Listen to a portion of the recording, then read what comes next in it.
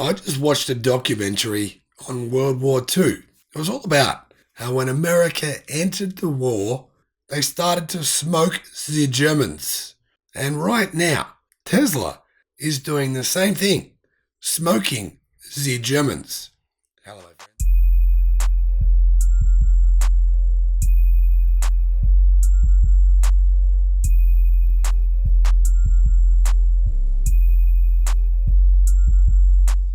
Hello, my friends. Welcome to the channel.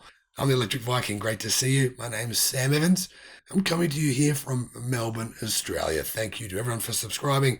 Awesome to have you. The Tesla Model Y was Europe's best-selling premium mid-size SUV in the first half of the year, beating German rivals, including the Mercedes-Benz GLC and the BMW X3. Now, the thing is, right, these rivals, in my view, people call them premium and luxury, but I've been driving electric cars a little bit here and now there recently. And I've got a BMW X5 still, which I'm about to get rid of. Anyone wants it, let me know, I'll sell it to you. I'm telling you now, if you really think it's a premium experience to drive a petrol-powered car or a diesel-powered car, you are completely and utterly mentally disabled. I'm sorry. This is no offense to mentally disabled people because, I genuinely feel sorry for you guys. I'm not trying to offend you guys. I'm trying to say it's not premium. It's not luxury to drive a petrol-powered vehicle or a gas-powered vehicle. They don't drive anywhere near as well. They just don't. It's impossible. It's impossible to replicate the experience of a battery-powered electric vehicle, the instant torque, the ability to press the accelerator, and an instant response. I just don't see personally how luxury cars can be called luxury if they're using 100-year-old technology. Realistically, they're just using old engines that make a loud noise after 250,000 kilometers. If you haven't serviced the hell out of the thing, even if you have, you're still going to be replacing heaps of parts in them, part after part after part after part. I just shared with you a Tesla Model 3, 510,000 kilometers. Nothing was replaced. Still works perfectly. 80% battery capacity. You can't say that about these so-called luxury vehicles with an engine. That's why they're not luxury. I'm sorry. But there are people I know who watch this channel who love BMW. They love Mercedes. They love all these so-called luxury brands. If it's not an EV, it's not luxury. It's ancient technology and its value, its resale value is going to tank through the floor within the next 5 years. Seriously. So just get rid of it. I'm telling you now, get rid of it. I'm trying to save you some money. The Tesla Model Y was Europe's best-selling premium mid-size SUV. I'm going to put that out there again for you to ruminate on. An American brand is coming to Germany. Do you think the Germans are liking this? I don't think so. Since its gradual rollout across Europe started last year, Tesla's electric SUV has been rising up the sales rankings. It became Norway's overall top seller in the first 6 months of any car period, topping Sweden's sales charts in June and finishing number 2 overall in the UK in June. And if only they can get some more supply, they'll sell even more.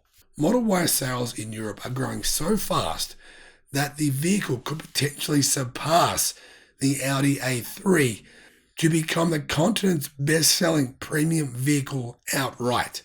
That'll probably happen, in my view, by the end of 2023. So how many did Tesla sell? Well, they sold 41,851 Model Ys in Europe, excluding Finland and Portugal, in the first 6 months of the year. Mercedes GLC, 40,554. BMW X3, an incredible 31,000 for a car that's, in my opinion, a piece of bollocks, but anyway. And the second best-selling mid-size premium SUV with all-electric propulsion was the Audi Q4 e-tron with 11,182 sales, 1/4 of Model Y sales. And that ranked 7th overall. Almost half of all EV sales in the segment came from Model Y, while Audi's combined EV volume of 30,600, led by the e-tron and Q4 e-tron, accounted for about 1/3 of premium electric vehicles sold in Europe. Dan from Inside EVs says that if Tesla Model Y sales keep growing at the current rate, the electric SUV could become Europe's best-selling premium car in 2022, not the 2023 that I'm predicting. He's saying it could happen in 2022. That would be cool. And that would be good for my Tesla share price, right? Regardless of powertrain type as well. We're not talking about just electric. We're talking about any type of powered car. and would beat the Audi A3, which sold 52,000 vehicles in the first half of the year. Audi's compact premium car posted a sales decline in the first half because they don't make a good electric version of it, right? So actually, when you think about it, if Tesla only has to go from 41,000 to say 52,000 in the second half of the year, that seems pretty likely that Tesla will in fact take first place in the premium segment period in Europe for the second half of this year. You can bet the Germans are going to hate those headlines when they hit the press, as they inevitably will, right? Now, I just read that Volkswagen fired Herbert Diess because they want to slow down their electric vehicle adoption. They want to slow it down because Herbert was making it too scary for them all, and they're all having a cry, and they're all sitting in the corner. They're getting scared because change is happening too quickly in the company. Apparently that's what happened, right? I wonder what Volkswagen are going to think about this. What are they going to think when the Tesla Model Y takes first place in Europe for premium vehicle sales models, period? That's going to be an interesting situation for them. Obviously, Tesla's ability to increase sales of the Model Y in the second half of the year will depend on customer demand and capacity. Capacity clearly is going to ramp up. No matter what happens in Germany, it doesn't actually change the scenario. The capacity will ramp up. We know that that's the case because, right, capacity has just ramped up dramatically at their factory in China. That'll mean more cars to send to Europe. And of course, I imagine that Germany will start producing more cars as well, more Model Ys. Now, Elon Musk promised in the July earnings call to raise the factory's weekly output from 1,000 vehicles in June to 5,000 vehicles by the end of this year.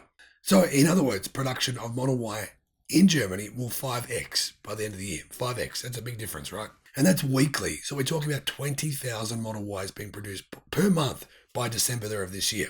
I think it's safe to say the Model Y is going to take first place, going to kick the Audi A3 to the dust, and that crappy internal combustion engine vehicle will be confined to the annals of history. Musk also promised Berlin would build 10,000 vehicles a week by the end of 2023, doubling production again. So 10,000 per week, what's that? 520,000 Model Ys per year. Currently, the Berlin factory builds the performance versions of the Model Y, while the standard dual motor model and, the standard model are made in Gigafactory Shanghai. And in my opinion, this is actually a good thing because, the new batteries from CATL with the lithium iron phosphate batteries with the new manganese cathode, which will have a 30% higher energy density, they're the batteries you want. And they're the batteries that come in the Chinese cars. Matthias Schmidt said some 20% of Model Y sales in Europe come from Berlin and 80% from Shanghai. So the majority of vehicles are coming from Shanghai. Shanghai's production just ramped up, 35 to 40%. More vehicles will definitely come from Shanghai for the next 5 months of this year. Model Y is going to be number one in Europe by the end of the year. What do you think about this?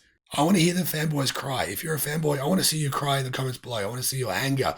I want to see your passion. I want to see you get worked up. I want to see you argue. And for those of you who you like Tesla and you like EVs, I want to see what you have to say about this and hear your actual rational, logical opinions.